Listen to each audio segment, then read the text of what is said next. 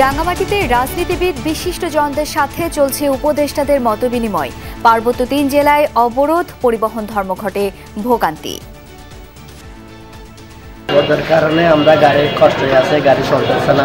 প্রশাসনের সর্বোচ্চ নিরাপত্তা প্রদান করে আমরা গাড়ি চাইতে ইচ্ছুক আছি। কাউন্টারে যাইতেছি বলতেছে ওনারা যে সাজেক যাইবো না, সেনাবাহিনী নাকি ওনাদেরকে বাধা দিচ্ছে। দেশকে অশান্ত করতে পাহাড়ে বহুমুখী ষড়যন্ত্র, বললেন উপদেষ্টা নাহিদ। ফ্যাসিবাদের অনুচরদের ঠেকাতে ঐক্যবদ্ধ থাকার আহ্বান রিজওয়ানার।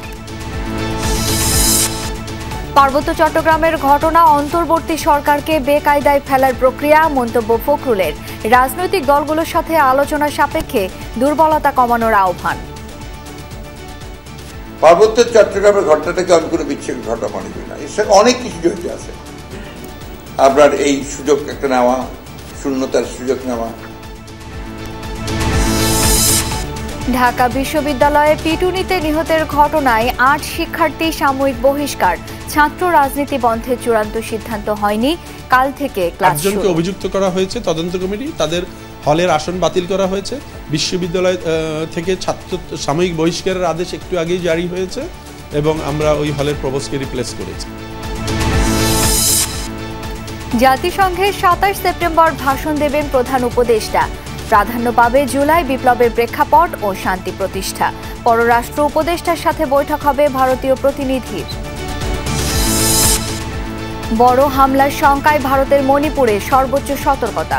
গেরিলা প্রশিক্ষণপ্রাপ্ত ৯০০ কুকি সদস্য প্রবেশ করেছে মিয়ানমার থেকে, বলছেন গোয়েন্দারা।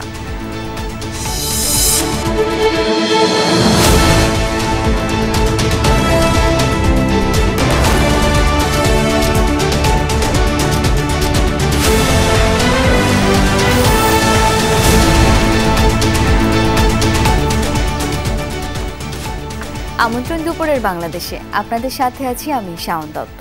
এতক্ষণ শিরোনাম দেখছিলেন।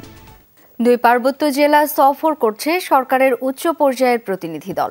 এরই মধ্যে রাঙ্গামাটিতে আইন শৃঙ্খলা বিষয়ক মতবিনিময় সভায় অংশ নিয়েছেন তারা। বেলা 12:30টার দিকে রাঙ্গামাটিতে পৌঁছায় প্রতিনিধি দলটি।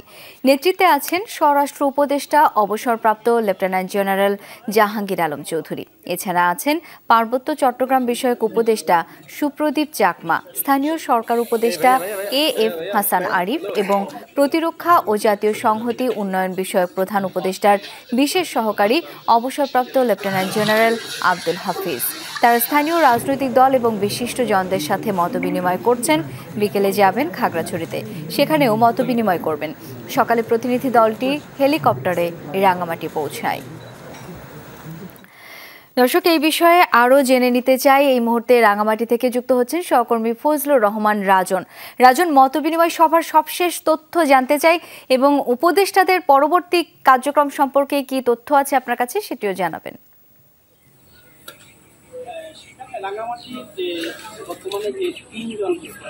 হ্যাঁ শাওন, রাঙ্গামাটি এবং খাগড়াছড়িতে আপনার পাহাড়ি বাঙালি দাঙ্গার পরে পার্বত্য চট্টগ্রাম পরিদর্শনে এসছেন পার্বত্য সরকারি উপদেষ্টা নেতৃত্বে ৬ সদস্য বিশিষ্ট একটা কমিটি, যেখানে স্বরাষ্ট্র উপদেষ্টা, পুলিশের আইজিপি, তারপর হচ্ছে যে স্থানীয় সরকার মন্ত্রণালয়ের উপদেষ্টা সহ ৬ সদস্য রয়েছেন। তারা সারা বারোটায় রাঙ্গামাটিতে বুঝছেন তারা, এবং এরপরে তারা যে স্থানীয় জনপ্রতিনিধি, রাজনীতিবিদ, সরকারি প্রশাসনের কর্মকর্তা সহ তাদের সাথে মত বিনিময় করছেন।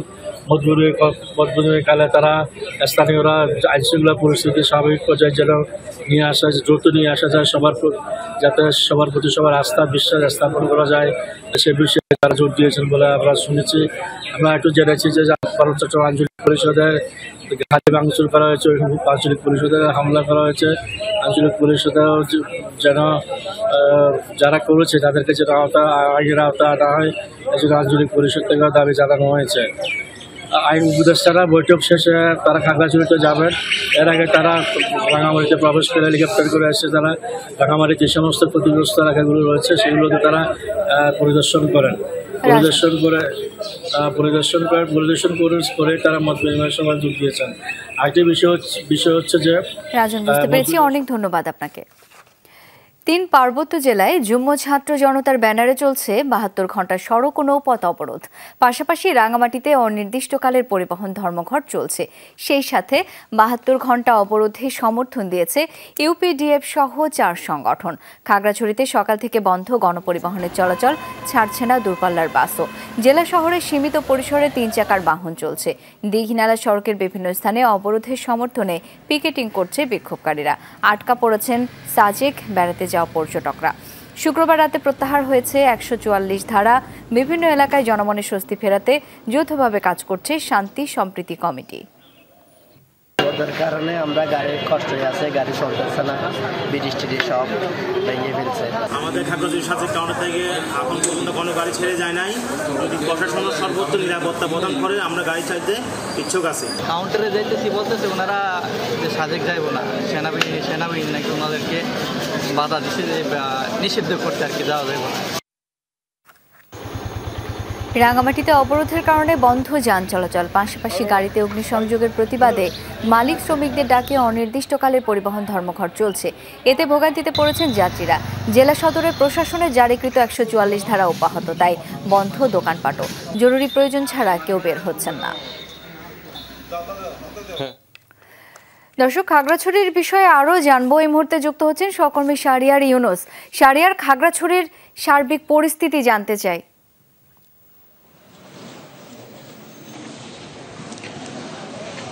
শাওন, খাগড়াছড়ির সার্বিক পরিস্থিতি যদি বলি তাহলে শহর কেন্দ্রিক কিছুটা স্বাভাবিক হয়েছে, সে বিষয়টা আমরা দেখতে পাচ্ছি। এছাড়া জেলার যে অপর উপজেলা দীঘিনালা সহ অন্যান্য যে উপজেলাগুলো রয়েছে সেখানে এখন পর্যন্ত সদর কেন্দ্রিক যে পরিস্থিতি কিছুটা স্বাভাবিক হলেও ভিতরের যে এলাকাগুলো রয়েছে সেখানে এখন অনেকটা থমথম পরিস্থিতি এবং সেখানে এক ধরনের আতঙ্ক কাজ করছে, সেটা আমরা দেখছি। অর্থাৎ ফেসবুক গুজবকে ঘিরেও এক ধরনের পাহাড়ি স্থানীয় প্রশাসন সহ সেনাবাহিনী কাজ করছেন। তারা জনমনে স্বস্তি ফেরাতে, আতঙ্ক কাটাতে এলাকার বিভিন্ন শ্রেণী পেশার মানুষের সাথে তারা কথা বলছেন এবং পাহাড়ি বাঙালি উভয় নেতৃবৃন্দের সাথে কথা বলে তারা এলাকায় শান্তি সম্প্রীতি কমিটি করে কিভাবে স্বচ্ছ এলাকায় সম্প্রীতি বজায় রাখা যায়, জোরদার করা যায় এবং অস্বস্তিকর পরিস্থিতি এড়ানো যায়, সে বিষয়টি নিয়ে তারা কাজ করছেন, সেটা আমরা জানতে পারছি। একই সাথে যদি বলি তাহলে খাগড়াছড়ির যে অবরোধের প্রভাব সেটা এখন পুরো জেলা জুড়ে পড়েছে। আমরা যে জায়গাটি দেখানোর চেষ্টা করছি এটি খাগড়াছড়ির দীঘিনালা এবং সাজেক কাউন্টার এলাকা। সকাল থেকেই এখানে অনেকগুলো পরিবহন ছিল, সেই পরিবহনগুলো কোনোভাবেই আসলে দীঘিনালা রুটে যেতে না পারার কারণে অনেক পর্যটকবাহী গাড়ি এবং বিভিন্ন গাড়ি পরিবহন এখান থেকে সরে গিয়েছে। শহরও কিন্তু অনেকটা ফাঁকা হতে শুরু করেছে, অর্থাৎ পরিবহনের আনাগোনা কমে যাওয়ার কারণে যে চিত্র সেটি কিন্তু পড়ছে, সেটা আমরা আপনাকে দেখানোর চেষ্টা করছি এবং আমরা এছাড়া অনেক ধন্যবাদ আপনাকে। দেশের পাহাড়ি এলাকায় বহুমুখী ষড়যন্ত্র চলছে। দেশকে অশান্ত করতে চলছে এসব ষড়যন্ত্র। ফেনীতে এসব কথা বলেন তথ্য প্রযুক্তি উপদেষ্টা মোহাম্মদ নাহিদ ইসলাম। সকালে ফেনীর আন্ধারমানিক এলাকায় বন্যা দুর্গত এলাকা পরিদর্শন করেন উপদেষ্টা। তিনি জানান, পার্বত্য চট্টগ্রামে সরকারিভাবে ইন্টারনেট বন্ধ করা হয়নি। ইন্টারনেটের সামান্য সমস্যা হয়েছে, এটিকে ফুলিয়ে ফাঁপিয়ে প্রচার করা হচ্ছে। খাগড়াছড়ি রাঙামাটির ঘটনা রাষ্ট্র সর্বোচ্চ গুরুত্ব দিয়ে দেখছে জানান নাহিদ। ফেনীর বন্যা পরিস্থিতি নিয়ে তিনি বলেন, পুনর্বাসন কার্যক্রম চলমান রয়েছে। বন্যায় গৃহহীনদের ঘর দেওয়ারও প্রত্যয় জানান উপদেষ্টা। জেলার ফুলগাজীর জগৎপুরেও বন্যা দুর্গত এলাকা পরিদর্শন করেন তিনি। এই সময় তার সাথে ছিলেন ফেনীর জেলা প্রশাসক ও পুলিশ সুপার। পার্বত্য চট্টগ্রাম বা কোথাও সরকারিভাবে ইন্টারনেট বন্ধ করা হয়নি এবং বন্ধ করার প্রশ্নই আসে না। সেখানে বিচ্ছিন্নভাবে কয়েকটা জায়গায় কিছু সমস্যা হয়েছিল, সাময়িকভাবে কিছু জায়গায় কিছু বন্ধ ছিল এবং সেটাকে খুবই ফুলিয়ে ফেপে বলা হচ্ছে যে ইন্টারনেট বন্ধ হয়েছিল। এরকম কোনো নির্দেশনা হয় না এবং এরকম কোনো ঘটনাও ঘটে নাই। সব জায়গায় থাকা ফ্যাসিবাদের অনুচরদের আক্রমণ ঠেকাতে সবাইকে ঐক্যবদ্ধ থাকার আহ্বান জানিয়েছেন পরিবেশ ও পানি সম্পদ উপদেষ্টা সৈয়দা রিজওয়ানা হাসান। সকালে বীজ মিলনায়তনে centre for governance studies CGS এর আলোচনা সভা ছিল। সেখানে তিনি বলেন, গণতন্ত্র মনাদের মধ্যে রাজনৈতিক ঐক্যমত্য গড়ে তুলতে হবে, বিষয়টি নিয়ে কাজ করতে হবে। রিজওয়ানা হাসানের অভিযোগ, বিচার, প্রশাসন, পুলিশ, আমলা, গণমাধ্যম, বুদ্ধিজীবীদের নিয়ে বিগত সরকারের আমলে একটা ফ্যাসিস্ট রেজিম গড়ে উঠেছিল, এটি সংস্কার করা হলো, কিন্তু বাস্তবায়ন করবে কারা এমন প্রশ্ন তোলেন তিনি। উপদেষ্টা বলেন, যারা সংস্কার বাস্তবায়নের দায়িত্বে আছেন তারাও মানসিক দাসত্ব থেকে বের হতে পারেননি। একটা ফ্যাসিস্ট রেজিম একা একা ফ্যাসিস্ট হয় না, সে সাথে বিচার বিভাগকে নেয়, সে সাথে ব্যুরোক্রেসিকে নেয়, সে সাথে পুলিশ প্রশাসনকে নেয়, সে এমনকি সাথে গণমাধ্যমকেও নেয়, সে বুদ্ধিজীবীদেরকেও সাথে নেয়। সবাইকে সাথে নিয়েই তো একটা ফ্যাসিস্ট রেজিম গড়ে ওঠে। তো আমার দৃঢ় বিশ্বাস যে ক্ষমতার ক্ষেত্রে জবাবদিহিতা আমরা আনতে পারবো, অধিকারের ক্ষেত্রেও আমরা জবাবদিহিতা আনতে পারবো। পার্বত্য চট্টগ্রামের ঘটনা অন্তর্বর্তী সরকারকে বেকায়দায় ফেলার প্রক্রিয়া, এই মন্তব্য করেছেন বিএনপি মহাসচিব মির্জা ফখরুল ইসলাম আলমগীর। রাজনৈতিক দলগুলোর সাথে আলোচনার সাপেক্ষে দুর্বলতা কমানোর আহ্বান জানান তিনি। দুপুরে গুলশানে বিএনপি চেয়ারপারসনের রাজনৈতিক কার্যালয়ে এই আহ্বান জানান তিনি। বলেন, পার্বত্য চট্টগ্রামের ঘটনার সুযোগ নিচ্ছে অনেকে, এটিকে বিচ্ছিন্ন ঘটনা ভাবার সুযোগ নেই। বলেন, আওয়ামী লীগ সরকার তাদের সাথে চুক্তি করেছে কিন্তু সমস্যার সমাধান করেনি। জানান, নৃগোষ্ঠীদের অধিকার নিশ্চিত করতে হবে। এছাড়া ঢাকা বিশ্ববিদ্যালয়ে যে ঘটনাগুলো হচ্ছে সেসবও বিচ্ছিন্ন ঘটনা নয়, দ্রুততম সময়ে সিদ্ধান্ত নিতে না পারায় সমস্যা হচ্ছে। এ সময় মির্জা ফখরুল বলেন, বিশ্ববিদ্যালয়ের রাজনীতি বন্ধ কোনো সমাধান নয়, বরং লেজুর ভিত্তিক রাজনীতি বন্ধ হওয়া উচিত।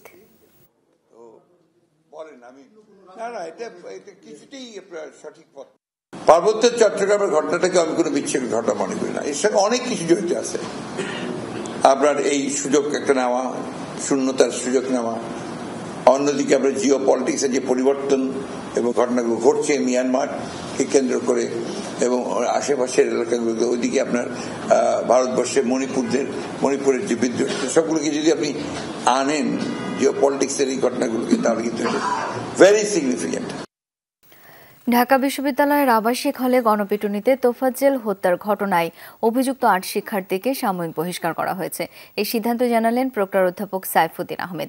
সকালে নিজ কার্যালয়ে কথা বলার সময় জানান, ফজলুল হক মুসলিম হলে নতুন প্রভোস্ট নিয়োগ করা হয়েছে। পাশাপাশি বলেন, এখনই ছাত্র রাজনীতি নিষিদ্ধের কোনো চূড়ান্ত সিদ্ধান্ত হয়নি। এ বিষয়ে ছাত্র শিক্ষকদের সাথে আলোচনা চলছে। আগামীকাল থেকে ক্লাস শুরু হবে এমনটাও জানান তিনি। বুধবার রাতে ঢাকা বিশ্ববিদ্যালয়ের ফজলুল হক হলে মাসুদ কামাল তোফাজ্জেল ঢুকে পড়েন। এ সময় তাকে কয়েক দফা মারধর করে শিক্ষার্থীরা। ঢাকা মেডিকেল কলেজ হাসপাতালে নেওয়া হলে চিকিৎসকরা মৃত ঘোষণা করেন। এই ঘটনায় শাহবাগ থানায় মামলা করেছে বিশ্ববিদ্যালয় প্রশাসন। গ্রেপ্তার করা হয় ৬ শিক্ষার্থীকে, যারা ১৬৪ ধারায় স্বীকারোক্তিমূলক জবানবন্দি দিয়েছে শুক্রবার। এরপরে ৮ শিক্ষার্থীকে শনাক্ত করে বহিষ্কারের বিষয়টি বিবেচনা করে বিশ্ববিদ্যালয় কর্তৃপক্ষ। ৮ জনকে অভিযুক্ত করা হয়েছে তদন্ত কমিটি, তাদের হলের আসন বাতিল করা হয়েছে। বিশ্ববিদ্যালয় থেকে ছাত্র সাময়িক বহিষ্কারের আদেশ একটু আগেই জারি হয়েছে এবং আমরা ওই হলের প্রভোস্টকে রিপ্লেস করেছি। শিক্ষার্থীদের গণতান্ত্রিক চর্চা, মত প্রকাশের স্বাধীনতা, তাদের একাডেমিক এবং এক্সট্রা কারিকুলার অ্যাক্টিভিটিদের যেটা আনুষ্ঠানিক সংবিধিবদ্ধ প্ল্যাটফর্ম আছে, যেটাকে আমরা ডাকসু বলি, সেইটার ব্যাপারে তাদের জোরালো দাবি আছে। দর্শক, এই মুহূর্তে ঢাকা বিশ্ববিদ্যালয় ক্যাম্পাসে রয়েছেন সহকর্মী রাব্বি সিদ্দিকী। যাচ্ছি তার কাছে। রাব্বি, কাল থেকে তো ক্লাস শুরু হচ্ছে, এরই মধ্যে তোফাজ্জেল হত্যাকাণ্ডে ৮ জনকে বহিষ্কার করেছে বিশ্ববিদ্যালয় কর্তৃপক্ষ। সব মিলিয়ে জানতে চাই, ক্লাস চালুর প্রস্তুতি কেমন দেখছেন? বিশ্ববিদ্যালয়ের প্রশাসন ক্লাস চালু করতে সব ধরনের প্রস্তুতি নিয়েছে এবং এরই মধ্যে কিন্তু সবশেষ একটি মিটিংও হয়েছে শিক্ষক এবং ছাত্রদেরকে নিয়ে। আরেকটি বিষয় বলে রাখি যে শাওন, যে গতকালের যে ঘটনাটি, যে ঘটনায় সারা দেশে তোলপাড় হয়েছে, মানুষ অবাক হয়েছে যে বিশ্ববিদ্যালয়ের মতো একটি শিক্ষা প্রতিষ্ঠানে শিক্ষার্থীরা একজন নিরীহ মানুষকে এভাবে পিটিয়ে মারতে পারে এবং সেটি যে সন্দেহেই হোক না কেন, শিক্ষকরাও কিন্তু ক্ষুব্ধ। আমরা দেখেছি সকাল থেকে শিক্ষকরা প্রতিবাদ জানিয়েছে, শিক্ষার্থীরা বাকরুদ্ধ। তারা আসলে গণমাধ্যম কর্মী হিসেবে আমি যতজন শিক্ষার্থীর সাথে কথা বলতে গিয়েছি, সবাই আসলে এই বিষয়ে লজ্জিত এবং বলছে যে আসলে ঢাকা বিশ্ববিদ্যালয়ের শিক্ষার্থী হিসেবে আসলে এইরকম একটি বিষয়ের মুখোমুখি হতে হবে, এটি আসলে তারা ভাবতে পারছে না। সব মিলিয়ে এখন পর্যন্ত ক্লাস শুরুর যে পরিবেশ, সেটি বিশ্ববিদ্যালয়ের প্রশাসনের পক্ষ থেকে বলছে তারা আছে, তারা প্রস্তুতি প্রস্তুতি নিয়ে রেখেছে এবং তবে সামগ্রিকভাবে আমি সকাল থেকে ঢাকা বিশ্ববিদ্যালয়ে টিএসসি, কার্জন হল, কলা ভবন এবং যেই হলটি ফজলুল হক মুসলিম হল, যেই হলে ঘটনাটি ঘটেছে সেই হলের শিক্ষার্থীরা একেবারেই বাকরুদ্ধ হয়ে গেছে। আমার পেছনেই সেই অতিথি কক্ষ, যেই কক্ষে তোফাজ্জলকে পিটিয়ে মারা হয়েছে এবং এখানকার শিক্ষার্থী, স্টাফ তারা আসলে সবাই নির্বাক হয়ে গেছে এবং তারা কোনো কথাই বলতে পারছে না, এরকম একটি ঘটনা ঘটে যাবে। সব মিলিয়ে পরিস্থিতি থমথমে এবং সেই সাথে প্রশাসন চাইছেন আগামীকাল থেকেই ক্লাস চালু করতে। রাব্বি, ধন্যবাদ আপনাকে। নতুন সরকারের দায়িত্বশীলদের কথাবার্তা বা অবস্থানের কারণে ভারতের প্রধানমন্ত্রী নরেন্দ্র মোদী বৈঠক করছেন না, বিষয়টি এমন নয় বলে জানিয়েছেন পররাষ্ট্র উপদেষ্টা তৌহিদ হোসেন। দুপুরে পররাষ্ট্র মন্ত্রণালয়ে জাতিসংঘের সাধারণ পরিষদের ৭৯তম অধিবেশনে প্রধান উপদেষ্টার যোগদান উপলক্ষে সংবাদ সম্মেলনে তিনি একথা জানান। বলেন, ঢাকা দিল্লি সম্পর্কের টানাপোড়েনের সমাধান চায় বাংলাদেশ, তবে সেটা হতে হবে সমমর্যাদার ভিত্তিতে। অধিবেশনে ভারতের পররাষ্ট্রমন্ত্রীর সাথে সাক্ষাৎ হবে পররাষ্ট্র উপদেষ্টার। ২৩ সেপ্টেম্বর নিউ ইয়র্ক যাবেন প্রধান উপদেষ্টা ডক্টর মোহাম্মদ ইউনূস। ২৭ সেপ্টেম্বর সাধারণ পরিষদে বক্তৃতা করবেন তিনি। সেখানে প্রাধান্য পাবে জুলাই বিপ্লবের প্রেক্ষাপট ও শান্তি প্রতিষ্ঠা। এছাড়া সাইডলাইনে বিভিন্ন দেশের রাষ্ট্রপ্রধানদের সাথে ডক্টর ইউনূসের বৈঠক হবার কথা রয়েছে। ভারতের সাথে সম্পর্কের ক্ষেত্রে একটু টানাপোড়েন চলছে, এটা কিন্তু স্বীকার করতে হবে প্রথমেই, কারণ সমস্যার সমাধান করতে হলে তো সমস্যার অস্তিত্ব অস্বীকার করলে চলবে না। আমরা অবশ্যই চেষ্টা করবো সেই টানাপোড়েন যাতে আমরা পেছনে ফেলতে পারি এবং একটি সম্পর্ক ওয়ার্কিং রিলেশন সৃষ্টি হয়। কিন্তু আমরা যেটা সবসময় বলে আসছি এবং সেটা হলো যে এটাকে অবশ্যই হতে হবে সার্বভৌম সমতার ভিত্তিতে এবং পারস্পরিক শ্রদ্ধাবোধের ভিত্তিতে। আমি মনে করি যে এই ভিত্তিতেই আসলে সম্পর্ককে এগিয়ে নেওয়া সম্ভব। বেরিয়ে আসছে সাবেক তথ্য প্রযুক্তি প্রতিমন্ত্রী জুনায়েদ আহমেদ পলকের থলের বেড়াল। আইসিটি খাতে হাজারো কোটি টাকা লোপাটের অভিযোগ তার বিরুদ্ধে। পাশাপাশি নিজ এলাকা নাটোরের সিংড়ায় নামে বেনামে গড়েছেন বিপুল সম্পত্তি। স্কুল শিক্ষিকা স্ত্রী সহ স্বজনরাও অঢেল সম্পদের মালিক। অনুসন্ধান চলছে পলকের দুর্নীতির। সিংড়ায় হাইটেক পার্ক চলনবিলের জায়গা ভরাট করে গড়ে তোলা হয়েছে। এটি দেশের একমাত্র এমন অবকাঠামো যা উপজেলা পর্যায়ে নির্মিত, কারণ এলাকাটি সাবেক তথ্য প্রযুক্তি প্রতিমন্ত্রী জুনায়েদ আহমেদ পলকের। ভাবা হয়নি মৎস্য সম্পদের ক্ষতির বিষয়টি। নাটোর জেলাতে হাজার হাজার জায়গা থাকার সত্ত্বেও সিংড়া ছোট্ট একটি চলনবিলের মাঝে অবৈধভাবে হাইটেক পার্ক করে হাজার হাজার কোটি কোটি টাকা আত্মসাৎ করেছে। নাটোর ৩ আসনের টানা ৪ বারের সংসদ সদস্য ছিলেন পলক। এর মধ্যে ৩ বারই সামলেছেন প্রতিমন্ত্রীর দায়িত্ব। ঘনিষ্ঠ ছিলেন শেখ হাসিনার পুত্র সজীব ওয়াজেদ জয়ের। আইসিটি খাতে নিয়েছেন বিলাসী সব প্রকল্প, গড়েছেন Sheikh Russel digital lab, hi tech park, IT park সহ নানা স্থাপনা। হাজার কোটি টাকা লোপাটের অভিযোগ পলকের বিরুদ্ধে। সম্পত্তি আসলে না পলকের, কাজ কাম করেই খাচ্ছে, তো এখন দেখছি কোটিপতি হয়ে গেছে। 14 লক্ষ টাকা ঋণ নিয়ে শুরু করেছিলেন। আমরা সরকার পতনের পর জানতে পারলাম যে উনি 41,000 কোটি টাকার মালিক হয়েছেন। ঠিকাদারি দিয়ে কর্মজীবন শুরু, ছিলেন আইনজীবীও। 2008 সালে প্রথম নির্বাচনে অংশ নেন পলক। তখন হলফনামায় ব্যাংকে 20,000 আর স্ত্রীর নামে 10,000 টাকার তথ্য দিয়েছিলেন তিনি। এখন নামে বেনামে কয়েক হাজার কোটি টাকার সম্পদের মালিক পলক। উঠেছে এমন অভিযোগ, বালুমহল, জলমহল সহ বিভিন্ন দুর্নীতির আশ্রয় নিয়েছে। মন্ত্রী থাকাকালীন এতগুলা সম্পদ সে করেছে, মানুষ অবাক হয়ে গেছে। পলকের স্ত্রী আরিফা জেসমিন কণিকা পেশায় একজন স্কুল শিক্ষক হয়েও তিনিও বিপুল সম্পদের মালিক। আত্মীয় স্বজনরাও কোটিপতি। শুধু টিউশনই করে সে 27টি ফ্ল্যাটের মালিক এবং আমেরিকা, কানাডা সহ তার ফ্ল্যাট আছে। আরিফা জেসমিন কণিকা তার ছাত্রলীগ এবং যুবলীগ বাহিনীকে ক্যাডার এবং সন্ত্রাসীতে রূপান্তরিত করে শত শত কোটি টাকা হাতিয়ে নিয়েছে। আত্মীয়করণের মাধ্যমে তার শ্যালক লুৎফুল হাবিব রুবেল সে তার এলাকাতে অনেক অবৈধ সম্পদের মালিক হয়েছে। পলক কণিকা দম্পতি সহ তাদের ব্যবসা প্রতিষ্ঠানের ব্যাংক হিসাব স্থগিত করা হয়েছে। আইসিটি খাতে পলকের 15 বছরের দুর্নীতির অনুসন্ধানে নেমেছে তদন্ত কমিটি। রাষ্ট্রের সম্পদ তথা জনগণেরই সম্পদ অবৈধভাবে দুর্নীতি করে এত বিপুল পরিমাণের অর্থ উনি এই রাষ্ট্রের লুটপাট করেছেন, এটির সুষ্ঠু তদন্ত সাপেক্ষে আমি বিচার দাবি করি। সোশ্যাল মিডিয়ায় সরব উপস্থিতি, মুখে মিষ্টি কথা সহ আরও নানা কর্মকাণ্ডে বেশ আলোচিত এক নাম পলক। গত 5 আগস্ট পালানোর সময় শাহজালাল আন্তর্জাতিক বিমানবন্দর থেকে সাবেক এই প্রতিমন্ত্রী গ্রেফতার হন। ওবায়দুর রহমান, যমুনা নিউজ। চাঁদপুরের হাজীগঞ্জ বাজারের নিয়ন্ত্রণ নিয়ে দুপক্ষের রক্তক্ষয়ী সংঘর্ষের পর থমথমে অবস্থা বিরাজ করছে। শুক্রবার রাত থেকে জোরদার করা হয়েছে নিরাপত্তা। সংঘর্ষে আহত 30 জনকে বিভিন্ন হাসপাতালে চিকিৎসা দেওয়া হচ্ছে। তাদের মধ্যে গুরুতর আহত 3 জন কুমিল্লা মেডিকেল হাসপাতালে চিকিৎসাধীন। এর আগে শুক্রবার সন্ধ্যায় বাজারের আধিপত্য নিয়ে সংঘর্ষে জড়ায় টোরাগড় এবং সর্দারবাড়ি এলাকার বাসিন্দারা। চলে দেশীয় অস্ত্র নিয়ে ধাওয়া পাল্টা ধাওয়া। পরে আইনশৃঙ্খলা বাহিনী পরিস্থিতি নিয়ন্ত্রণে আনে। দর্শক, এখন চাঁদপুর থেকে যুক্ত হচ্ছেন সহকর্মী কাদের পলাশ। সংঘর্ষের পর পরিস্থিতি কেমন দেখছেন? যারা আহত হয়েছেন তাদের কি অবস্থা? শাওন, হাজীগঞ্জের আসলে অবস্থা এখন ঠিক একেবারেই থমথমে অবস্থা। দোকানপাট খুলেছে, সাধারণ মানুষের মধ্যে এক প্রকার আতঙ্ক বিরাজ করছে। ইতিমধ্যে পুলিশ বিভাগ, নৌবাহিনী, সেনাবাহিনী অর্থাৎ বিভিন্ন বাহিনীর তরফ থেকে কিন্তু অভিযান পরিচালনা করা হয়েছে। ইতিমধ্যে এই যে যারা এই যে ঘটনা ঘটাচ্ছে, অর্থাৎ বিভিন্ন সময়ে সময়ে দফায় দফায় যে সংঘর্ষের ঘটনা ঘটছে, সেখানে অভিযান চালিয়ে 2 জনকে আটকও করা হয়েছে।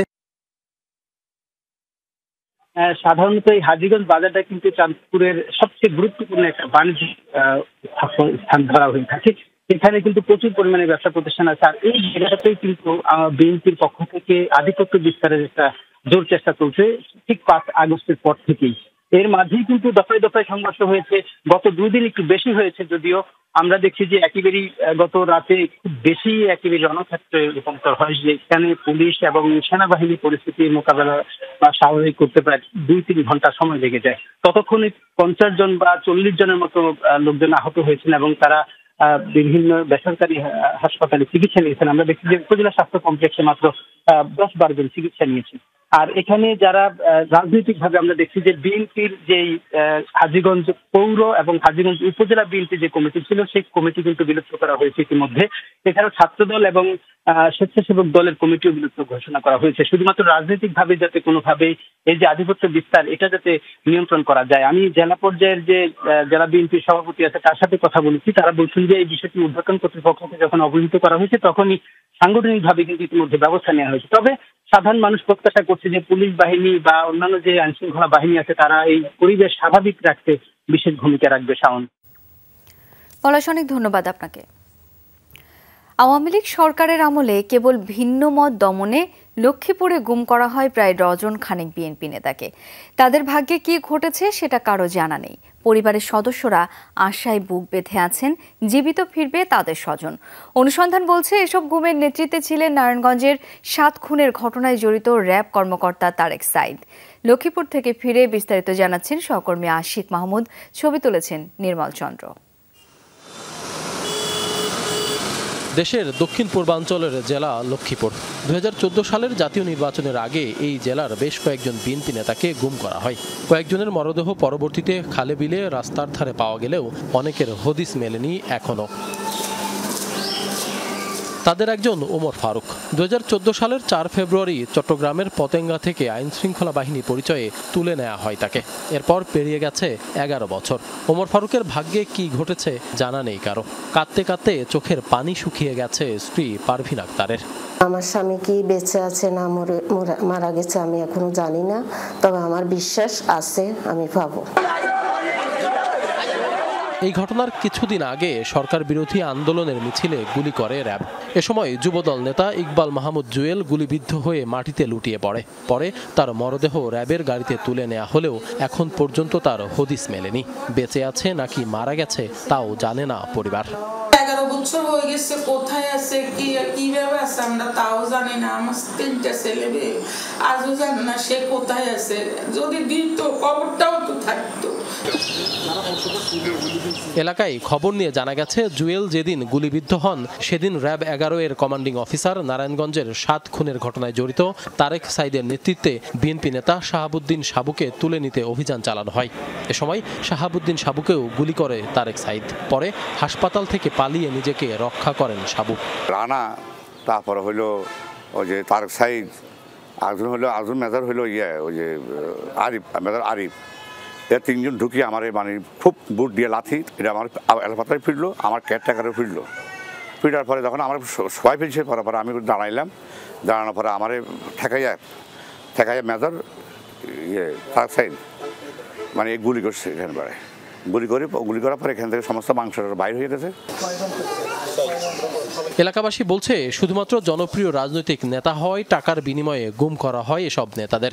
সব গুমের বিচার চান তারা। প্রতিহিংসার বশত তাকে গুম করা হয়েছে। এই লুটপাট এবং অপরাধীদের মানে এটা বাধা হয়ে দাঁড়াবে, এই জন্য এদেরকে সরাই দেওয়া, এদেরকে বিদায় করে দেওয়া, মানে দুনিয়া থেকে বিদায় করে দেওয়া।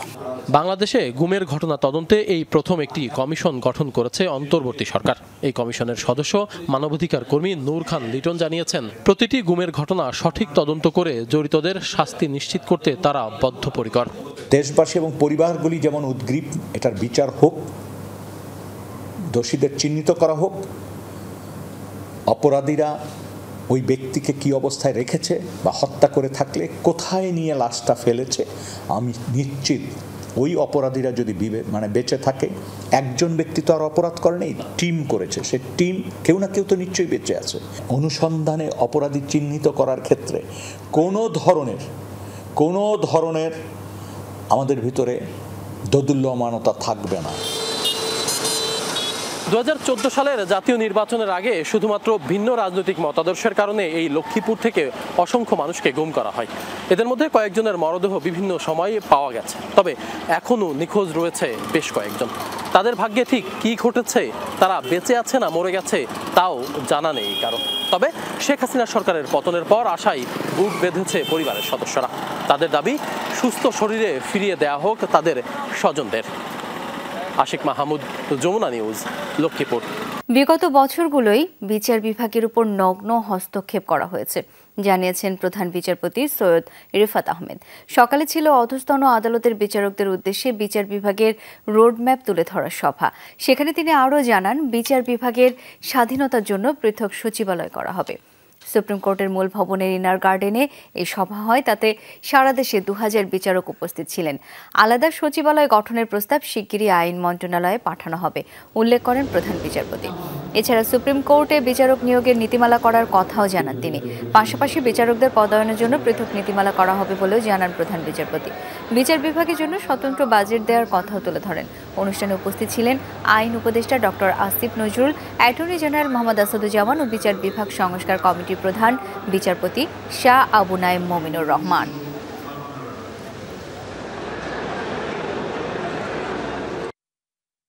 বিগত বছরগুলোতে বিচার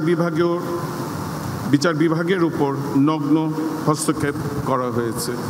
তাই নতুন এই বাংলাদেশে আমরা এমন একটি বিচার বিভাগ গড়তে চাই যেটি বিচার বিভাগ এবং সততা ও অধিকার বোধের নিশ্চয়তার একটি নিরাপদ দুর্গে পরিণত হবে। ফ্যাসিস্ট সরকার গায়েবী মামলা এবং ঢালাও মামলার একটা কালচার শুরু করেছিল। আমরা সেটা থেকে বের হতে চাই, মানুষকে যতটা পারা যায় হয়রানি থেকে মুক্তি দেন। জাহাঙ্গীরনগর বিশ্ববিদ্যালয়ের সাবেক ছাত্রলীগ নেতা শামীম মোল্লাকে পিটিয়ে হত্যার ঘটনায় আশুলিয়ায় তার বাড়িতে চলছে শোক।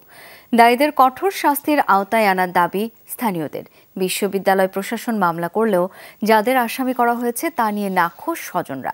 পরিবারের পক্ষ থেকেও মামলা করার কথা জানানো হয়। জাহাঙ্গীরনগর বিশ্ববিদ্যালয়ের সাবেক ছাত্রলীগ নেতা নিহত শামীম মোল্লার বাড়িতে এখন কান্নার রোল থামছে না স্বজনদের কান্না।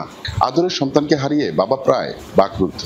ভাইয়ের কথা তুলতেই বারবার মূর্ছা যান বোন। সুষ্ঠু একটা বিচার চাই, ফাঁসি চাই। মারতে মারতে কতক্ষণে যে মারছে আল্লাহ জানে গো, মরবার চাই নাই তো ভাইয়া মারছে। জাহাঙ্গীরনগর বিশ্ববিদ্যালয়ের মতো শিক্ষা প্রতিষ্ঠানে নির্মমভাবে পিটিয়ে হত্যার বিষয়টি মানতে পারছেন না স্থানীয়রা। দায়ীদের খুঁজে বের করে দৃষ্টান্তমূলক শাস্তি চান তারা। গ্রামবাসীর পক্ষ থেকে আমরা চাই এই আসামি দ্রুত ধরা হোক এবং দ্রুত আইনে এনে তাদেরকে ফাঁসি চাই। আমরাও তো ওই জায়গায় লেখাপড়া করেছি, মানে ভার্সিটির পরিবেশ যে এরকম হবে সেটা কোনোদিন চিন্তাও করি নাই। বিচারের আওতায় এনে ফাঁসি দেওয়া হোক এবং তাদেরকে চিরতরে বিশ্ববিদ্যালয় থেকে বহিষ্কার করে দেওয়া হোক। এই ঘটনায় আশুলিয়া থানায় মামলা করেছে বিশ্ববিদ্যালয় প্রশাসন। যদিও আসামির তালিকা দেখে নাখোশ নিহতের স্বজনরা। পরিবারের পক্ষ থেকেও মামলার কথা জানান তারা। এর সাথে জড়িত তাদের বিরুদ্ধে একটি মামলাও আশুলিয়া থানায় মামলা করেছে। আমরা আশা করি যারা প্রকৃত অপরাধী, দেশের প্রচলিত আইন এবং বিশ্ববিদ্যালয়ের যে প্রচলিত রীতি আছে সে অনুযায়ী তারা পানিশ হবেন। পরিবারের পক্ষ থেকে আমি মামলা করব, কিছুক্ষণের ভিতরে আমি আসলে থানায় যাব, সেখানে যে আমি মামলা করব। আমি ভিডিও ফুটেজ দেখে চেক করে যার যার নামগুলো আমি কালেক্ট করতেছি, সেই ভিত্তিতে নামের উপর ভিত্তি করে আমি মামলা দায়ের করব, হত্যা মামলা।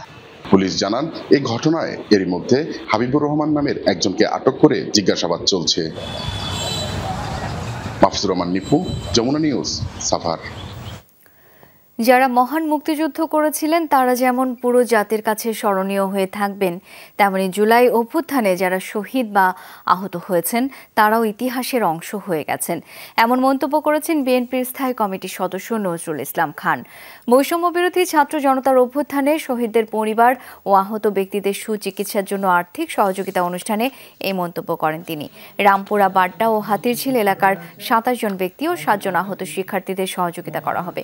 পরবর্তীতে বাকিদেরও সহায়তা করা হবে, যা চলমান থাকবে।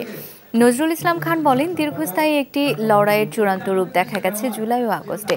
দীর্ঘদিনের আন্দোলন লড়াইয়ের পূর্ণতা এসেছে ছাত্র জনতার অভ্যুত্থানের মাধ্যমে। আগামীকাল কিশোরগঞ্জে হতাহতদের সহায়তার জন্য যাওয়ার কথাও জানান তিনি।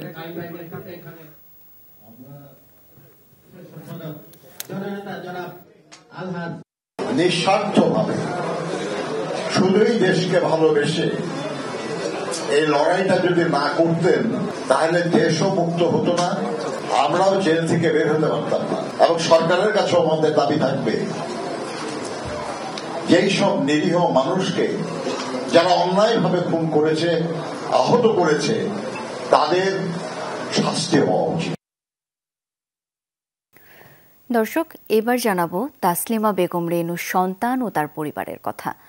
2019 সালে ছেলে ধরার অভিযোগ চাপিয়ে দিয়ে শত শত মানুষ পিটিয়ে হত্যা করে তাকে। রাজধানীর বাড্ডার একটি স্কুলে এই নির্মম ঘটনা হয়।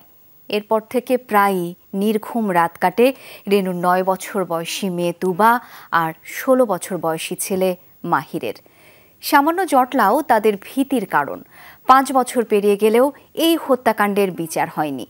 অসহায় এই পরিবারের কথা জানাচ্ছেন ভাস্কর ভাদুরী। সুন্দর পৃথিবীর মানুষের চেহারা মুহূর্তেই কিভাবে বদলে যেতে পারে তার কিছুটা প্রমাণ পাওয়া যায় এই দৃশ্যে। ঘটনাটি 2019 সালের। উত্তর বাড্ডার একটি স্কুলে ছেলে ধরার তকমা লাগিয়ে এভাবেই পেটানো হয় তাসলিমা বেগম রেনুকে। একটিবারের জন্যও অভিযোগের বিরুদ্ধে সত্যতা যাচাই করেনি কেউ। স্ক্রিনের ছোট্ট মেয়েটির নাম তুবা। মাকে যখন হারায় তখন তুবার বয়স ছিল 4 বছর। সময়ের দাপটে তুবার মাকে খুব একটা মনে পড়ে না। তার খালাই এখন মা। জাস্টিস, আইনের শাসন কিংবা গণপিটুনি, তুবার পৃথিবীতে এমন শব্দগুলোর কোনো অস্তিত্বই নেই। তুবা ভুলে গেলেও বড় ভাই মাহির তার মায়ের মৃত্যুর ঘটনার জীবন্ত এক অগ্নিসাক্ষী। 5 বছর ধরে সেই নারকীয় ঘটনা তাড়িয়ে বেড়াচ্ছে মাহিরকে। মানুষের জটলা দেখে এখনো আটকে ওঠে 16 বছরের মাহির। আগে আমার সাথে যখন বাড্ডায় ছিলাম তখন আগে দেখা করতে আসতো, এখান থেকে মহাখালীতে যে দেখা করতো, তারপরে মাঝে মাঝে স্কুলে নিয়ে যেত, একসাথে থাকতাম অনেক কিছু মনে পড়ে আগের পুরাতন। এরকম মাঝের মধ্যে রাতের বেলা মনে পড়ে আর কি তার কথা, আগের পুরাতন ছিল, বাট এখন অনেকদিন যাওয়ার পরে তাও মনে পড়ে। হিসেব নিকেশের এই পৃথিবীতে তুবা ও মাহিরের ছায়া হয়ে তাদেরকে স্বাভাবিক জীবনের স্বপ্ন দেখাচ্ছেন প্রাণ হারানো রেনুর বড় বোন নাজমা। আমার বিচার একটাই, যে আমার বোনকে কেন এইভাবে পিটি মারা হলো। সে নিজেও জানে যে কি অপরাধে সে দুনিয়া থেকে চলে গেছে।